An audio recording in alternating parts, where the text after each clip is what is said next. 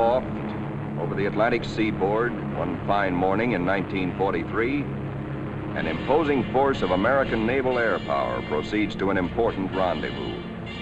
This force is the aircraft complement of a new carrier: fighters, dive bombers, torpedo bombers. With the air group commander leading everyone, they are flying out to sea to join the ship which will be their floating home and fighting base. He is one of many carriers which the American people have built since Pearl Harbor to destroy the enemy in his own part of the world, far away. And there now is our base, powerful and serene. In honor of all American aircraft carriers, let us call her the Fighting Lady.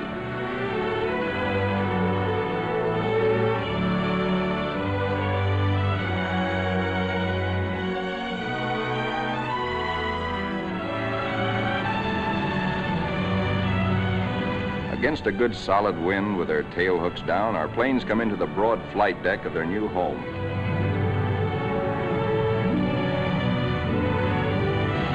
In case the plane's hook fails to catch the arresting gear, there's a series of stout wire barriers. Number one man on the flight deck just now is the LSO, the landing signal officer, always a flyer himself.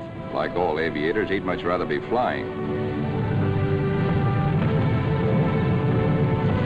Come on in and sit down. The plane is out of the groove and he waves it off. Come around another time, pilot, and we'll take you aboard.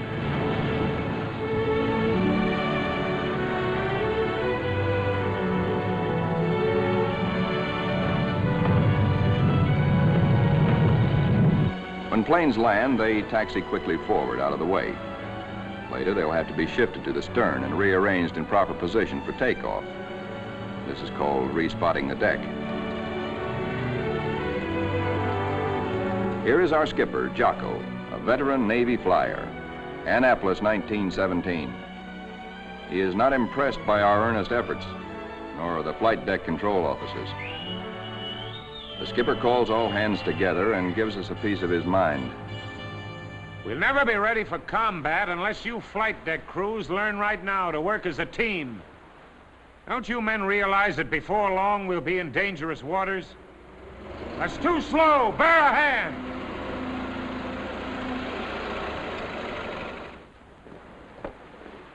Watch out. Keep that wing clear. Get it over to starboard. Way over to starboard. Come on, get the lead out of your pants. Now, this is the way your deck should look when you're ready for action. Our ship, our Fighting Lady, is enormous, wonderful, and strange to us. From stem to stern, the entire ship is a honeycomb of watertight and flame-proof compartments. Far below the waterline are engine rooms, fire rooms, fuel tanks, and magazines packed with enough assorted high explosive to blow us all to kingdom come. The hangar deck is like a gigantic tunnel, nearly 2 city blocks long and wide enough to house 4 freight trains abreast.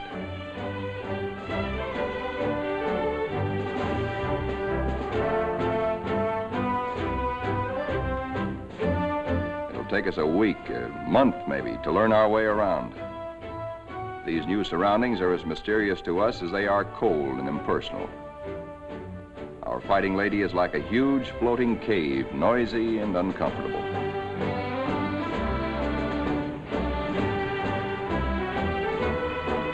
Elevators as big as a tennis court carry us topside to the flight deck.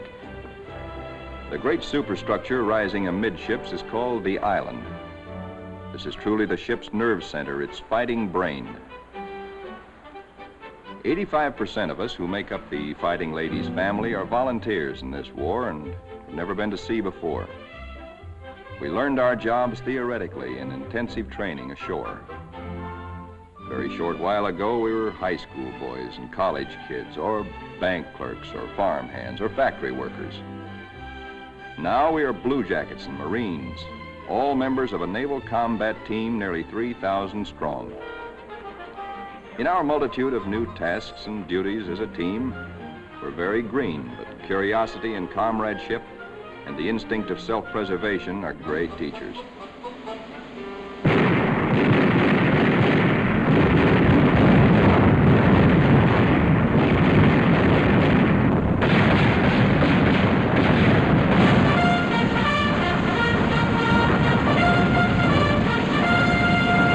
Some of us have to master the delicate and complicated instruments which control the fire of our 5-inch batteries, the guns that must defend the fighting lady when enemy dive bombers and torpedo planes attack.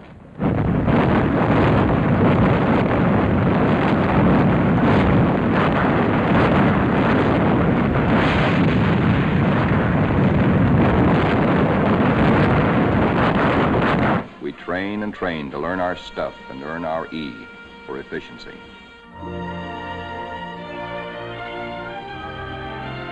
The fighting lady's destination is still a closely guarded secret, but no one can hide the fact that we are entering tropical waters. Our ship seems more friendly and comfortable now, and we greenhorns feel that a suntan will at least make us look like fighting sailors. Even our mascot, Scrappy, has been at sea longer than most of us.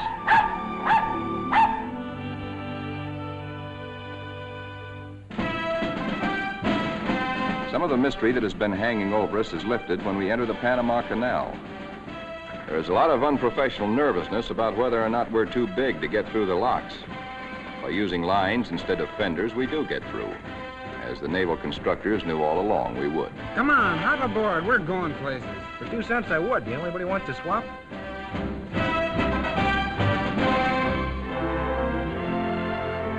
Now we stand out into the Pacific, and life aboard settles down into monotony. Here are our aircraft pilots, officers all. Ship's company call them the glamour boys. They are the men who fly and fight our planes. All the efforts of all the rest of us are concentrated on putting these people into the air and getting them back again. Most of us are hiding a certain amount of nervousness and anxiety, for many of us are Johnny-come-latelys, reserve officers who only recently learned to fly at Corpus Christi and Jacksonville. Others among us are specialists who trained at Quonset Point, Rhode Island. Reserves are called by the regulars, in a friendly way, 90-day wonders. In return, the Annapolis regulars are called the trade school boys. But whether Quonset or Annapolis, all are bound together in the fraternity, the close fellowship of Navy men.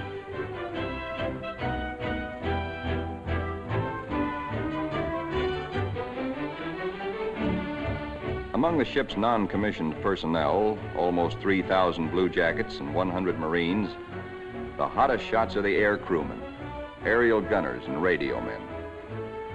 These boys and the plane captains are the partners of the glamour boys in the air. By non-flying blue jackets, they are called Zoom pigeons or Airedales.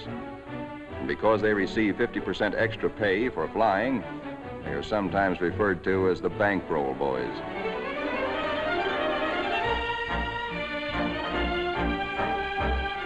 Everybody aboard ship backs up the flying group. This requires the efforts of all manner of people. Many of the jobs are far from glamorous. All the little tasks and services you find along Main Street must be performed by some members of our carrier's crew. For though the Fighting Lady is a powerful ship of war, she is also a sizable American community, whose population must be supplied with all the necessities and some of the comforts of home.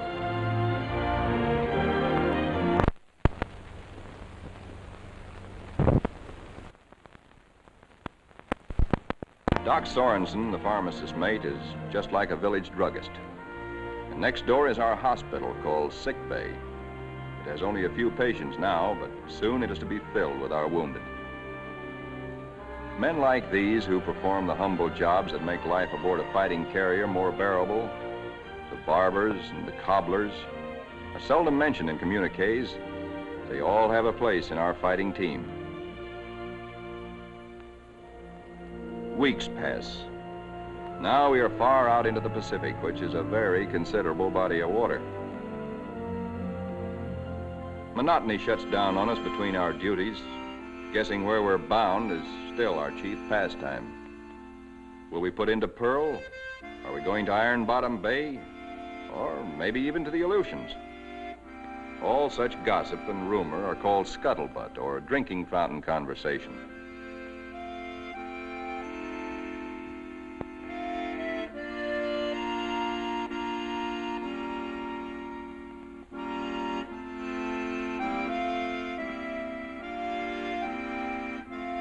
Throughout the ship, men get together in little groups to take refuge from the heavy burden of waiting for something to happen.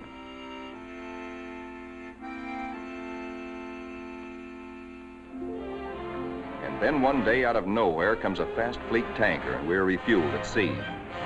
This tells us something. This tells us that we are not going to Pearl or any other land base for a long, long time.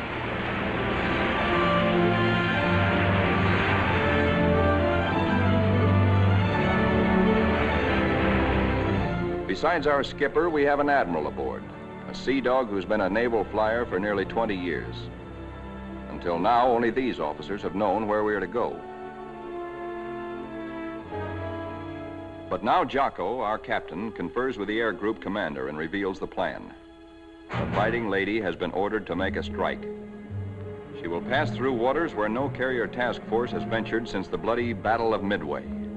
Remember, this is 1943, long before we took the Marshall Islands. Weather studies are made, and though this is a daily routine, somehow the whole ship senses that something is about to happen. Even before the news is broadcast to all of us, there's a new tension and atmosphere of expectancy. And then we are told we have traveled more than 7,000 miles from Panama, so that tomorrow, August 30th, 1943, we can strike the Jap base at Marcus Island, deep within the enemy's ring of defenses. The evening before our first strike, the air group commander briefs all his pilots with maps and a model of our target. We are sticking out our necks to within 1,000 miles of Tokyo to divert the Japs' attention from other American activities far south and east of Marcus. Those of us who have never before been in battle, that's most of us, ask a lot of questions of those who have seen action. Rear seat gunners, don't break off until you're practically on the same course and right astern of the enemy. Then push over fast. Outwardly, we try to seem composed and cheerful, but a lot's going on inside our minds. We question our most inner selves. What'll it be like?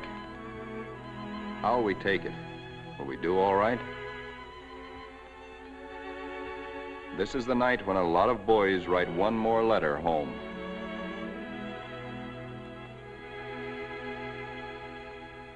Among those playing acey-deucey in the wardroom is a chubby 23-year-old from Eureka Springs, Arkansas, Lieutenant E.T. Stover, nicknamed Smokey. That's he sitting on the far right. Having flown 50 missions at Guadalcanal, Smokey has been ordered to take a rest. He'd much rather be flying. Before dark on the eve of battle, our planes are loaded with bombs and gas. So that each plane will be in its precise position for a speedy takeoff, we spot and respot our deck.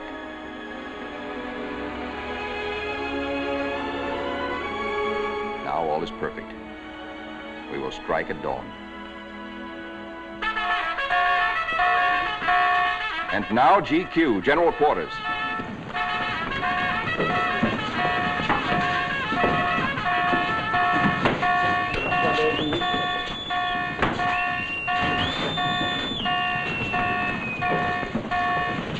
Every man on the ship goes to his battle station, his special place on the fighting team. George, the barber, will pass ammunition. Leo, the baker, will be a sky lookout. Frank, the tailor, is assigned to a first aid station. Pilots are in their ready rooms. Each squadron, fighter, bomber, torpedo bomber, assemble separately. Flyers get into their flight gear and receive last-minute data and instructions.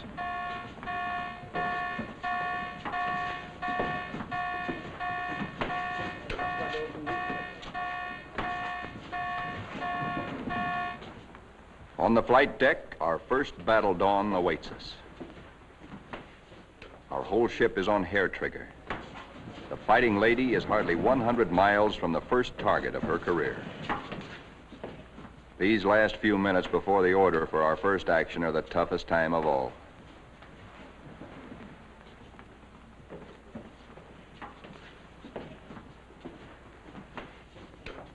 A wise man once said, war is mostly waiting. We learn now what that can mean.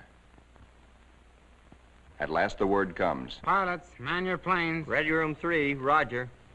Pilots, man your planes.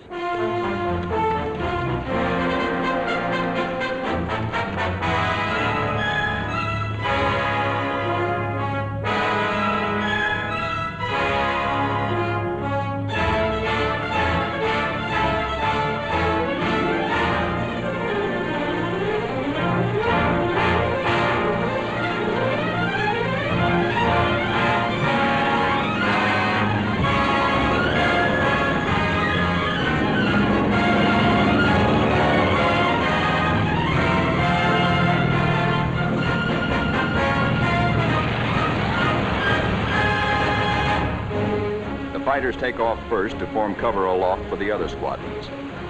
Then the bombers, heavy laden with destruction.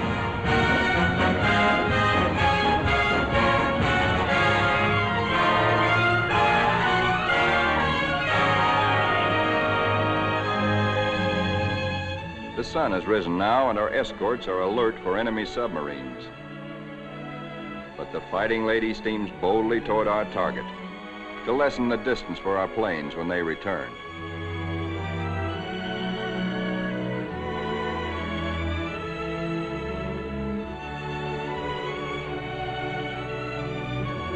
The radio plotting room is the electric eye and ear by which the Fighting Lady detects and keeps tab on all planes and ships for miles around us. Smokey, the fighting ace from Arkansas, has been put in charge of this room for our big day. Hunched among his assistants, Smokey is like a super quarterback on a super football team. He is in constant touch with our entire air group.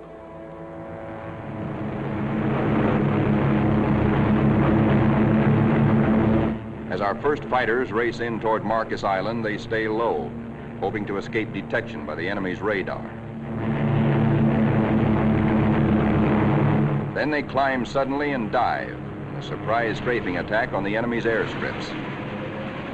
These red balls floating up at us so lazily are anti-aircraft fire. There is 3 times as much of it coming up at us as we can see, because only 1 shell in 3 is a tracer. What look like fiery pollywogs are tracers from our own wing guns. The Ack-Ack is much heavier than expected, but through it we go to knock out enemy bombers on the ground. All through these battle pictures, realize that we are looking straight down our own gun barrels. These pictures are taken automatically by the same mechanism that operates the guns. Pictures even shake with the gun's recoil. Our eye is now the very eye of our fighting airplane.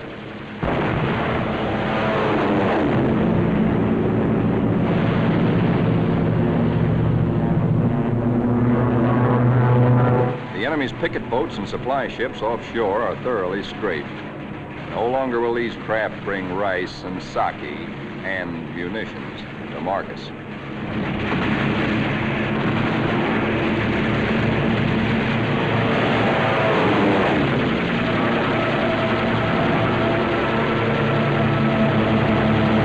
Our bombers flying higher see the island beginning to burn.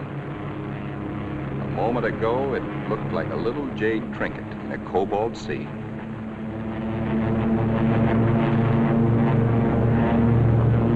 As the fighters and bombers swing victoriously away from Marcus Island, towering columns of smoke show the thorough job our boys have done. Back aboard ship, Smokey is tracking the flyers with care to be sure that none is missing and that no enemy planes are trying to follow them out to our Fighting Lady.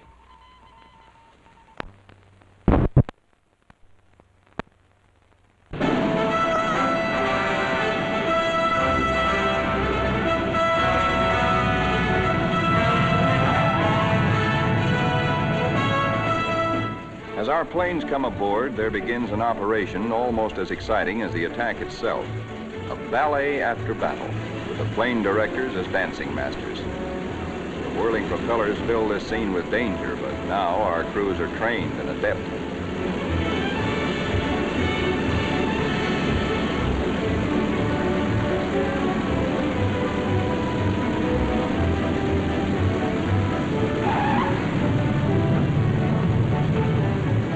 landing signal officer performs an eloquent adagio on the Fighting Lady's stern. A warning to the rest of the cast to stay off stage until a limping member can be led out of the way.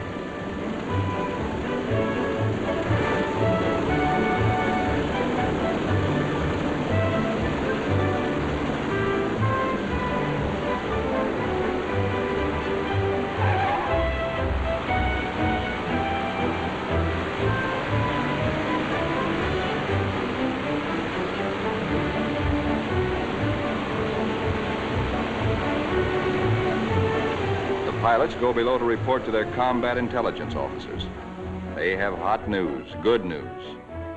They tell what they saw and did, how many rounds of ammunition they fired, how many bombs they dropped, what they hit, what they noticed at the target that was new and different or that may need hitting again. As the reports are added up and our combat photographers develop their pictures, the story becomes better and better. Every single Jap bomber on Marcus has been destroyed. 80% of the shore installations blasted or set afire. Hangars, radio stations, gas dumps, ammunition dumps. Marcus is now a lovely mess. In the radio plot, Smokey's worried. There are planes still up there and he's wondering about them. They are ours, though, delayed by battle damage. Landing a shot-up plane on the carrier is a crucial test of how well-trained, how alert and steady a naval flyer is.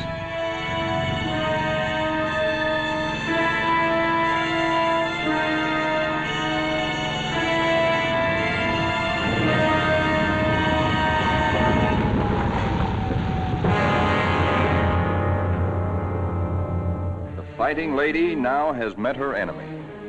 In the wardroom, the pilots who this morning felt new and nervous now talk like veterans. We have been baptized by fire and have survived nicely. We of the Fighting Lady are growing up.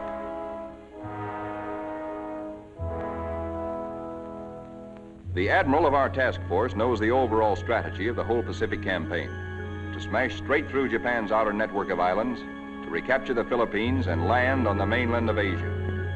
Thus, we will deny Japan supplies from Malaya and the Dutch East Indies and leave her far-flung island garrisons marooned. Then we will reach out and really help our ally China. Months after Marcus, this campaign is well started. Our carrier task forces have been in many battles. And now, early in 1944, the Fighting Lady's target is Kwajalein in the Marshall Islands. These are Jap Zeros. Fighter screen being pierced by our planes and planes from 8 other carriers, preparatory to strafing Kwajalein and bombing it apart. Our fighter pilots have improved with practice, with the confidence that comes from experience. They estimate their range by watching their tracers. They hold their fire until their wing gun bullets converge at 300 yards. Shoot in bursts instead of in steady streams, which heat up the guns and spend ammunition.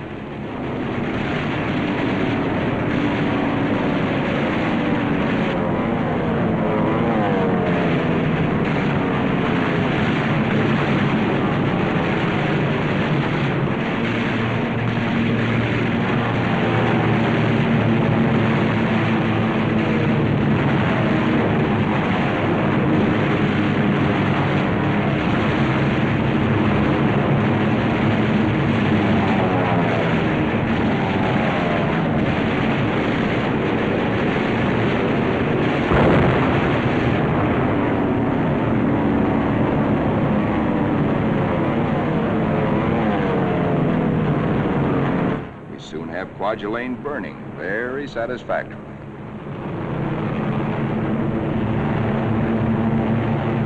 After our bombing attacks and heavy shelling by our surface ships, assault craft filled with Marines and Army hit the beaches. And very soon after that, Kwajalein is ours.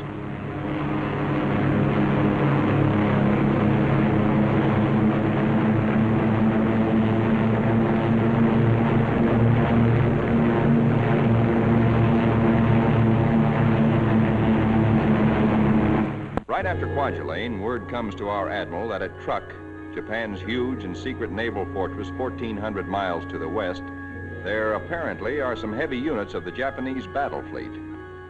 Perhaps we can surprise them. Again, the Fighting Ladies Squadron and squadrons from other carriers take off for combat. A lot of mouths are dry at the thought that our target is mighty truck. The rear seat gunners look back at the Fighting Lady, wondering when and if they will ever return to her.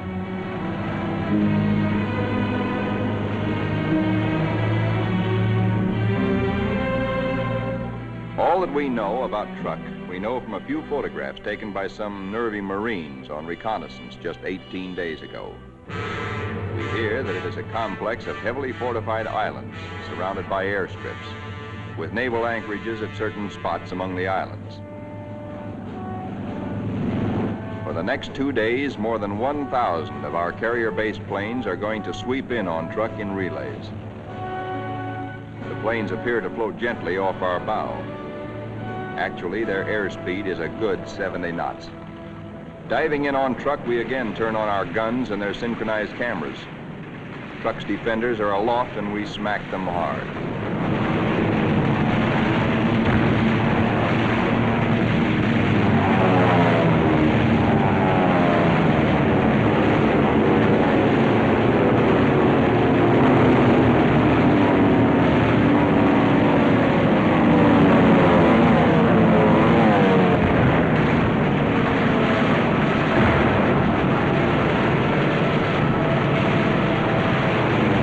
Hearts that were in men's mouths before this strike began now settle back into place and are singing once more.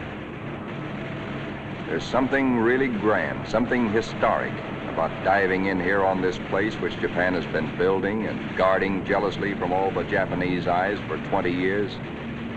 We dive right in low and take a good look at fighter strips, bomber bases, and seaplane ramps.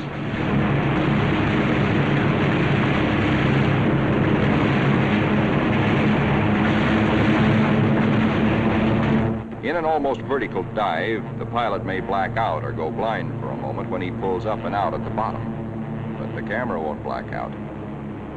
It cannot see the landing of our own bomb, for we'll be up and away before that reaches the target, but it records the hits of other planes ahead of us.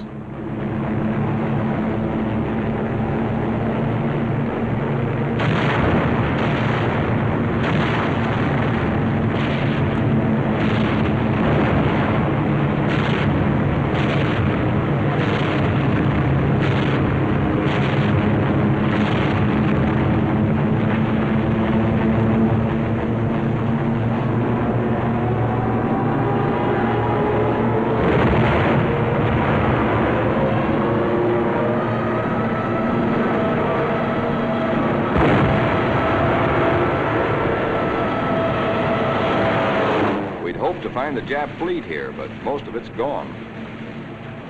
Some lingering ships, including some of their fast fleet tankers, we find hiding in sheltered coves.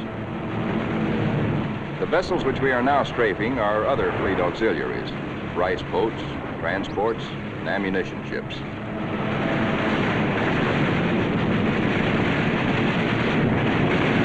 With bursts of 50 caliber incendiaries and armor-piercing slugs, we set them on fire, rip them open, often wide enough to sink.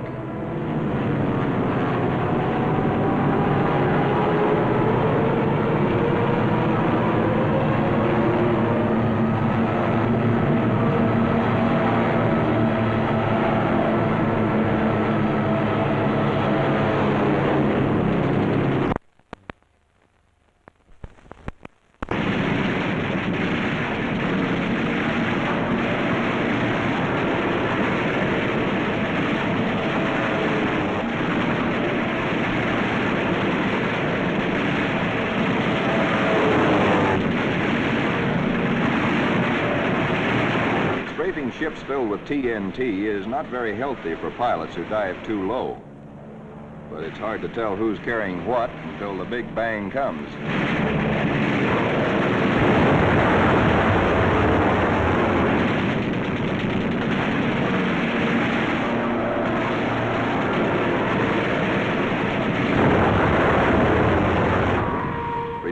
deck at 130 miles an hour with a flap shot away, all a pilot can hope to save is his own skin. Here comes our new air group commander. He's had a bit of trouble. His windshield is blotted with blood, and he has to feel his way aboard. Strafing at low altitude, he took a 40-millimeter anti-aircraft burst right in the face. More than 200 wounds, and his plane a sieve. But he'll live to fly again. Some planes will not return, but others come back and land somehow, anyhow. Considering the toughness of truck, our losses are astonishingly light. No time is lost getting casualties below.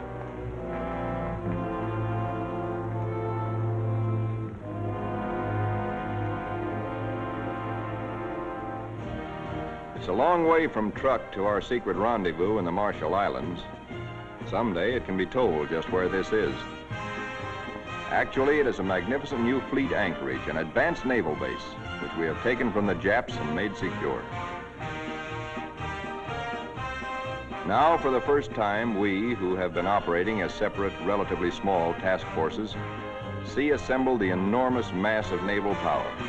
Over 1 million tons of American fighting steel. New carriers, new battleships, new cruisers and fleet auxiliaries in an amount which Japan could never conceive, let alone produce.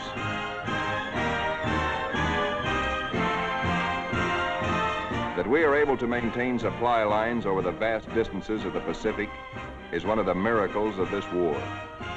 In the comforting presence of so much power, we relax and refresh our battle-strained nerves. Pushing my head under. Hey, Benny, when you going to die? I taught you to swim, hey! Hey, shark, Benny. Boy. Our ship's post office now does really big business. Letters for us at last from home. Letters from us to friends and families. Our censors know our collective mood, our central hopes and thoughts. The stuff is really getting out here now. I can't tell you much about it, but oh boy. And the more we get, well, the sooner I'll be seeing you. All hands are called together. Our old skipper, Jocko, has been promoted admiral. Our new one's name is Dixie. Men, as soon as I finish talking, we are getting underway. Our fighting lady is now part of what is designated Task Force 58. As you know, our final destination is a place called Tokyo. We'll have to fight hard to get there, but when we drop our hook at Yokohama, I'm going to throw a party. All hands are cordially invited.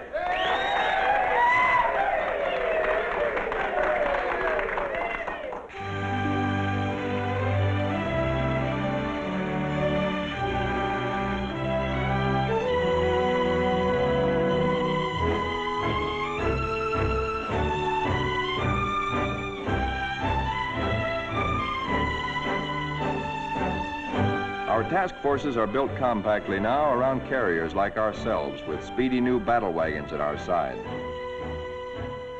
A carrier skipper never leaves the bridge at sea because carriers and their planes are the first to strike the enemy or to be struck by him. Our aircraft pilots are constantly on call, for despite the massive power spread out around us, these are still dangerous waters. Our pilots know this all too well, but it doesn't worry them now, for they're seasoned. They know how.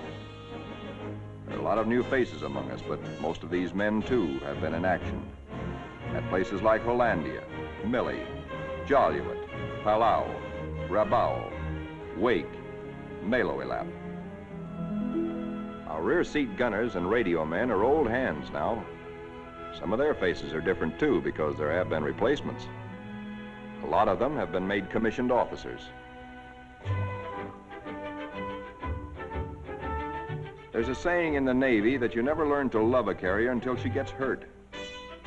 Well, perhaps we don't really love our fighting lady, but we've become mighty fond of her and almost comfortable, almost at home.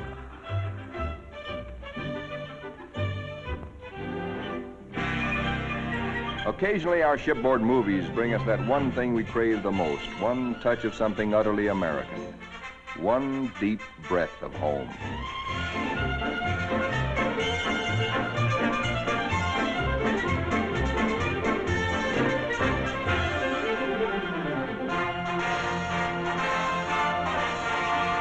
Like Jocko, our new skipper, Dixie, is an old hell-diving Navy pilot. In their battle caps, he and Admiral Mitcher look like big league baseball managers. Northwest we steam, and never before in history has an ocean borne such a weight of naval power. Not at Jutland, not at Japan's proud boast, Tsushima, was there anywhere near the force with which we now assert that this is our ocean, this is our air, and we're seeking the Japanese battle fleet to prove it.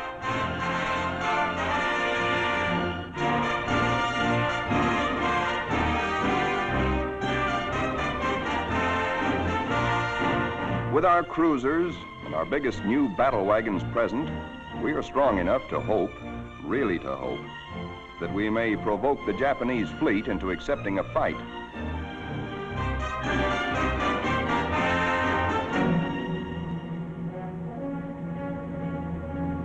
We're joined by plotting Coast Guard and Navy transports. The Marines again. So another amphibious assault is cooking.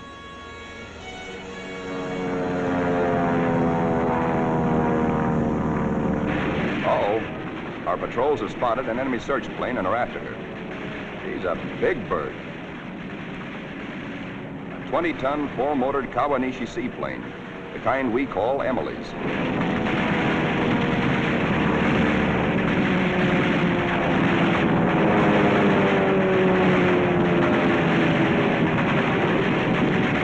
Miss Emily's a tough old girl. Right now, she's screaming for help and telling Tokyo by radio where we are. Hellcats are closing in on her.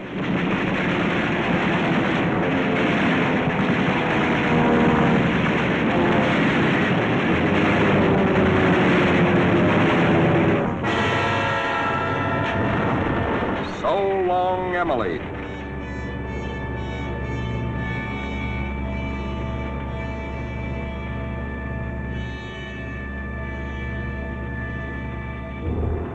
Now that the enemy knows where we are, and we know he knows, our brass hats get together on final arrangements for what may turn into another Midway.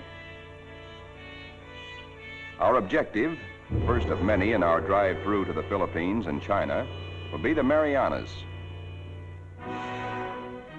In battles just ahead of us, we are to make good use of a multitude of weapons, special devices, and techniques which have been evolved through the 30 years since the U.S. Navy first took to the air.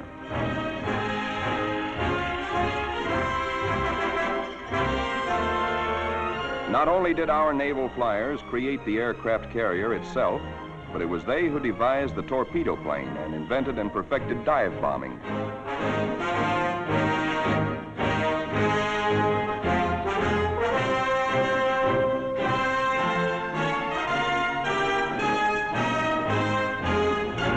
Disposed about our flight decks so that planes can be quickly armed are all manner of death-dealing objects. 500, 1,000, and 2,000-pound bombs. We have torpedoes and incendiaries, and the kind of anti-personnel bombs we call daisy cutters.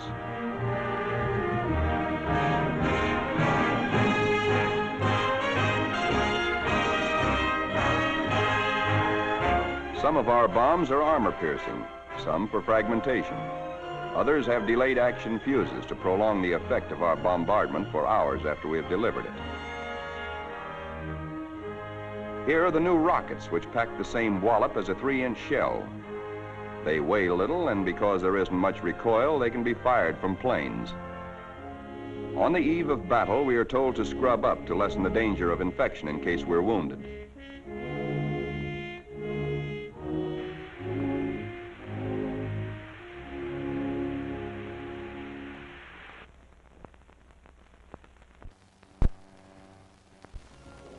As well as our bodies, most of us prepare our souls.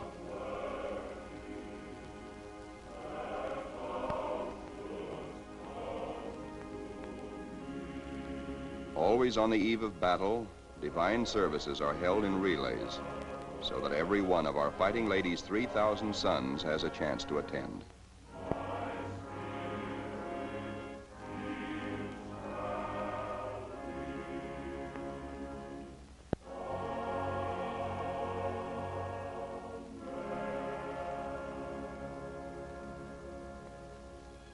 As the eve before battle lengthens, there is the usual waiting. Again, we're reminded that war is mostly waiting.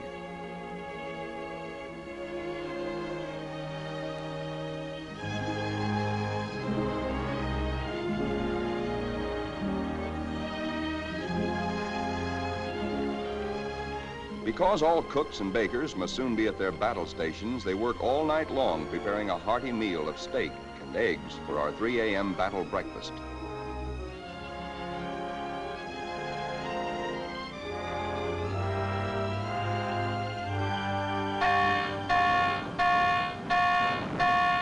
We are being attacked.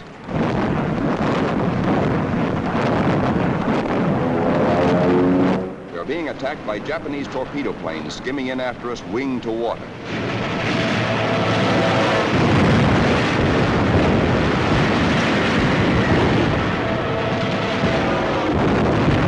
All they want is one hit on our flight deck.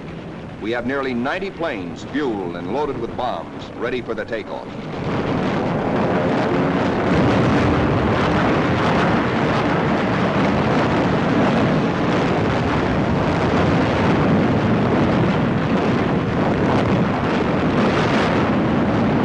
Each patch of flame is a burning Jap.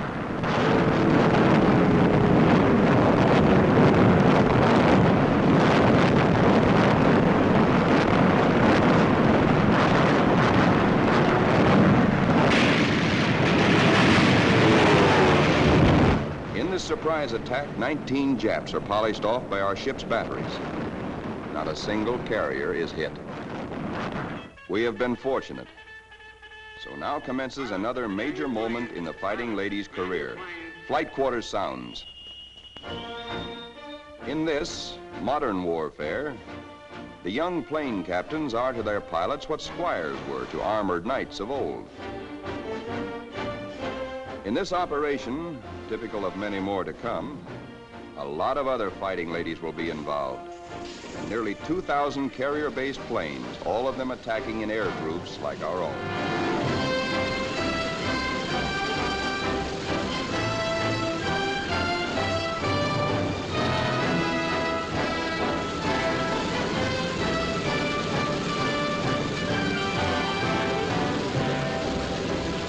From now on, we tighten our belts and steady our hands as our Navy makes progressively bigger attacks nearer and nearer the heart of Japan.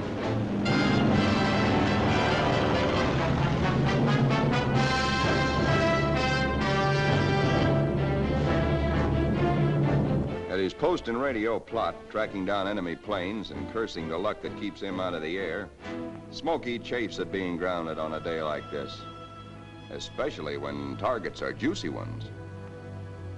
All the Jap air bases and military installations in the Marianas, and a special prize package, Guam, the island which we did not fortify, but the Japs did. Now comes word that the Japs have sent strong air reinforcements to Tinian, which flanks Guam. Again, our synchronized cameras record, as no human eye and memory could record, just what our guns and bombs do to the enemy. These pictures enable our air combat intelligence officers to assess the damage as we swoop down upon Tinian.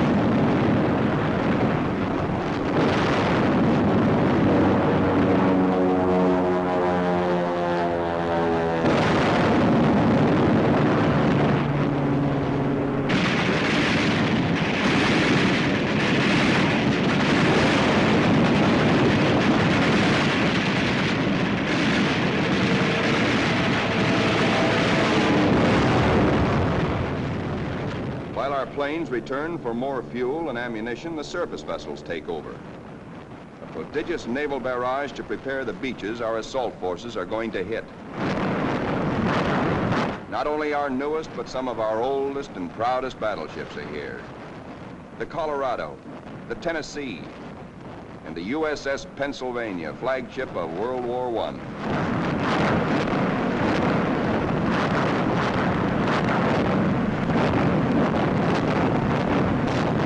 Winging home to the Fighting Lady, several of our planes, crippled, make a game attempt to land. Now is when the landing signal officer must judge not only the speed, but estimate the battle damage of planes like these.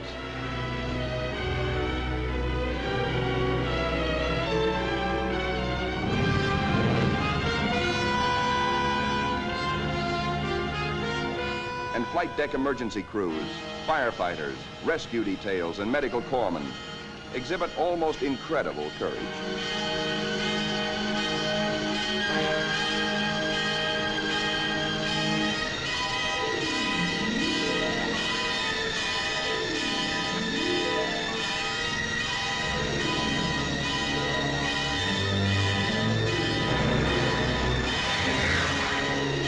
The pilot of a torpedo plane has been unable to release his load of incendiaries. Burning thermite is spilling out at incandescent heat. In the plane's tanks remain about 75 gallons of high-octane gas. The men who brave this danger to save pilot and crew deserve every citation they get.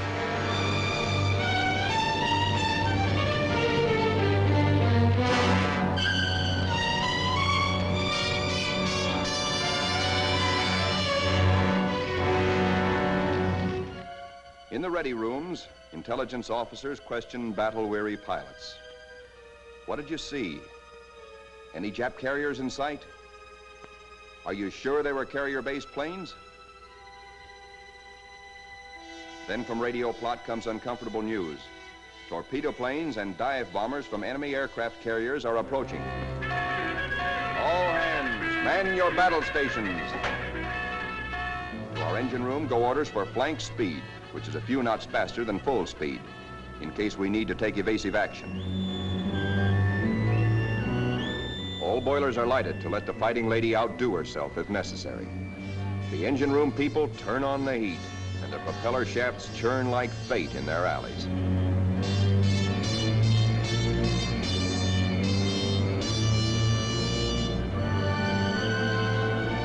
The Fighting Lady leaps through the sea on her guard.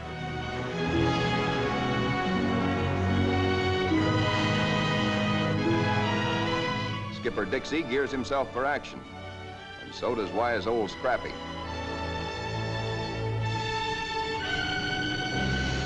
And now, here they come.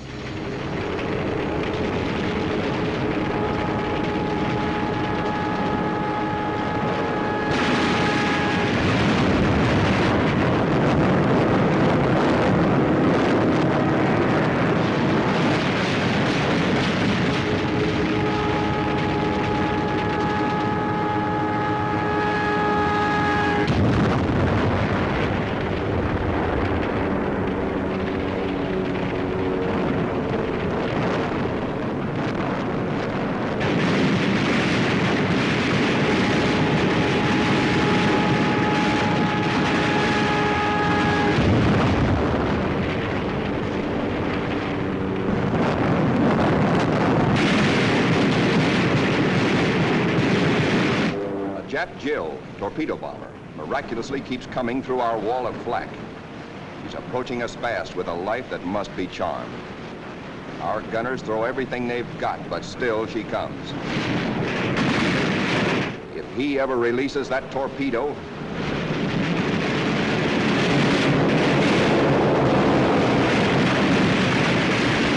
she missed us. Either the pilot was already dead or his release gear jammed.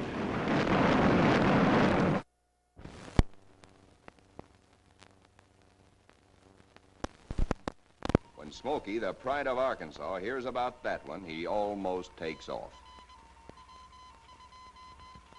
Now our reconnaissance has spotted the Japanese task forces. This is the moment we've been fighting and praying for. Every plane that can fly and every qualified pilot is ordered into the air. At last, Smokey gets his chance to fly again. Pilots, man your planes. Pilots, man your planes.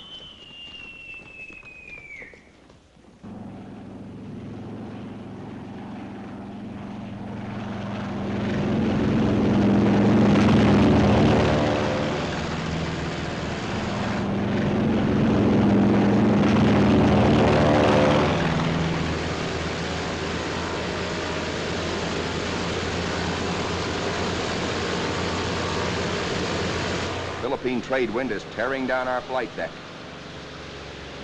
Our planes strain forward to rise into it. Our entire air group thunders out behind the group commander.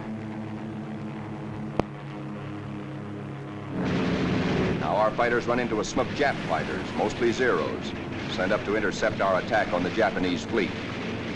A mad aerial scramble begins, which the boys to this day still call the Marianas Turkey Shoot. 369 Jap planes are shot down in this single day, to our loss of 22.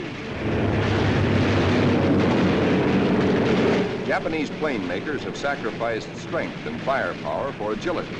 Their planes disintegrate quickly when you hit them. They have no armor plate, as ours have, nor are their gas tanks self-sealing.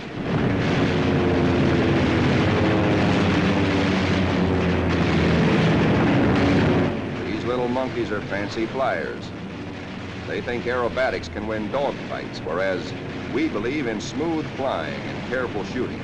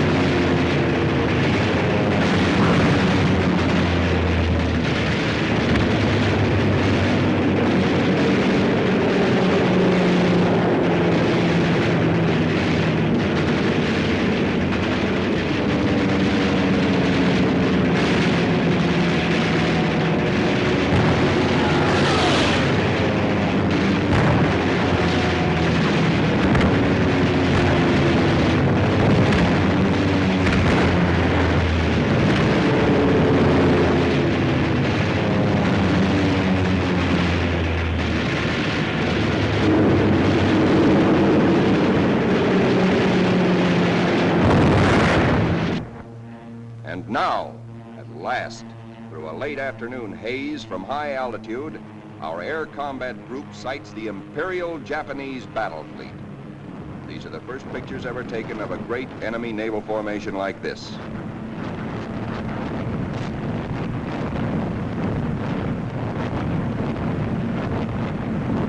There it is, that Imperial fleet, crawling around below us in violent evasive action. Us looking down on them in the seas they think they own. Some of these Japanese ships are scampering away at better than 40 knots.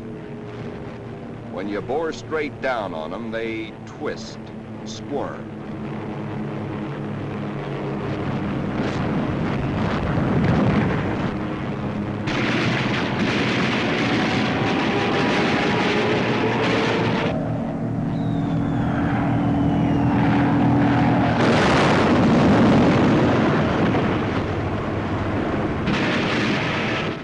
A big destroyer at the bow, hoping to shoot out his bridge, and he shoots back plenty.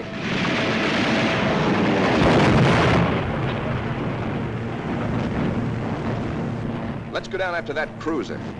He answers us emphatically from the forward turret.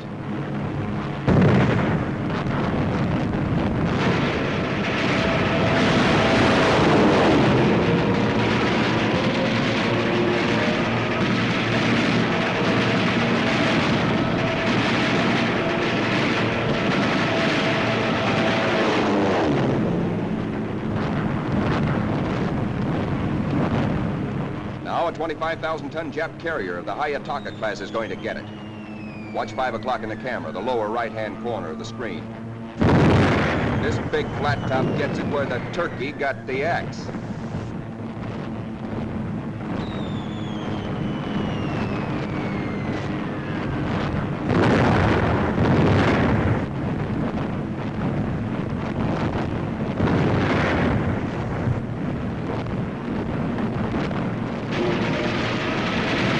When you touch off some of these babies, just watch this one. And now we come home from the Battle of the Philippine Sea. 17 Jap warships have been sunk or severely damaged. Several of our returning planes have been badly shot up. A dive bomber comes in out of gas. He pulls off to starboard but noses over because his wheels are down.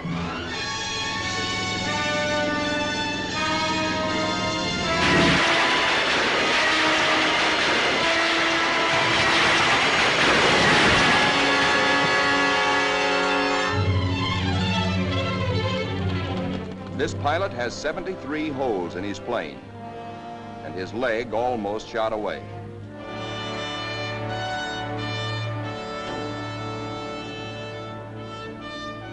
To clear the deck for other planes, number 30, badly damaged, is jettisoned, given the deep 6.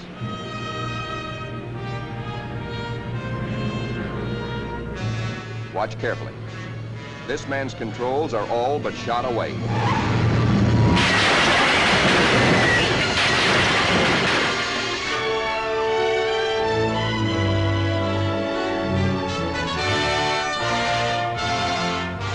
Steps out of it, smiling. And now it is time to paint up the scores. On this fine morning, just a year after being commissioned, the Fighting Lady is beginning to look like a stamp album. She has done her share, amassing Task Force 58's grand total of 757 Jap aircraft destroyed in a 2-week turkey shoot.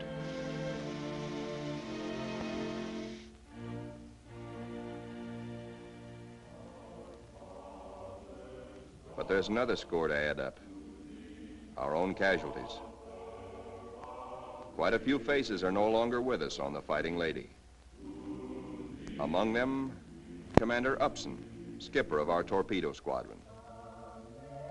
Lieutenant Pappy Condit. Lieutenant John Meehan. And that fightingest gentleman, Lieutenant Smokey Stover. Yes, Smokey's missing too.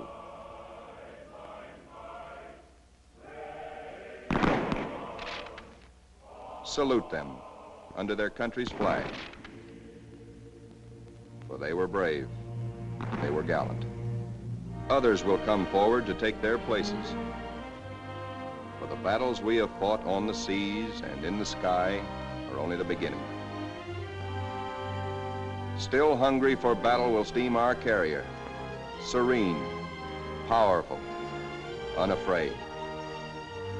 She and her planes will come home again someday, God grant, but not until the bitter, glorious end.